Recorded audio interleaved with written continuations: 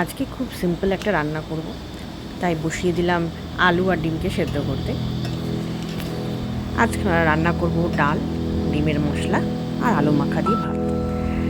তো ডালটাকে ভিজিয়ে রেখেছিলাম, মসুরির ডাল, সেটাকে ভাতের সাথে সেদ্ধ করতে দেবো।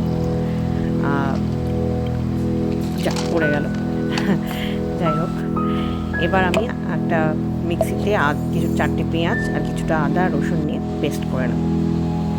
এই আদা রসুন পেঁয়াজের পেস্টটা দিয়ে আমি পুরো ডিমটাকে বানাবো। এবার একটা তাওয়াতে আমি কিছুটা সর্ষের তেল গরম করে তার মধ্যে হলুদ আর নুনকে মিশিয়ে নিয়েছি ভালোভাবে। এই ফেনাটা একটু হয়ে গেলে কমে গেলে আর কি, ওর মধ্যে এবার আমি ডিমগুলোকে ছেড়ে দেবো। এবার এই ডিমগুলোকে ভালো করে 4 মিনিট মতো এদিক ওদিক করে লাল লাল করে ভেজে নেব।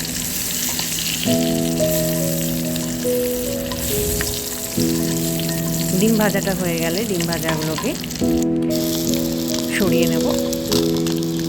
দেখুন একটু লাল লাল করে ভেজে নিয়েছি। এবার ডিমগুলোকে সরিয়ে নিয়ে ওই তেলের মধ্যে আদা রসুন পেঁয়াজের পেস্টটাকে ছেড়ে দেব। এবার এটাকেও ভালো করে তেলের মধ্যে কষাতে হবে।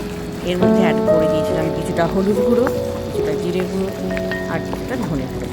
এবার আরেকটুখানি সর্ষের তেল অ্যাড করে আমি এই মশলাটাকে ভালো করে কষিয়ে নিয়েছিলাম।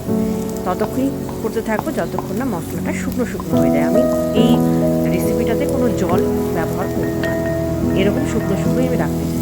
তারপরে ডিমগুলোকে আমি এর মধ্যে ছেড়ে দেবো।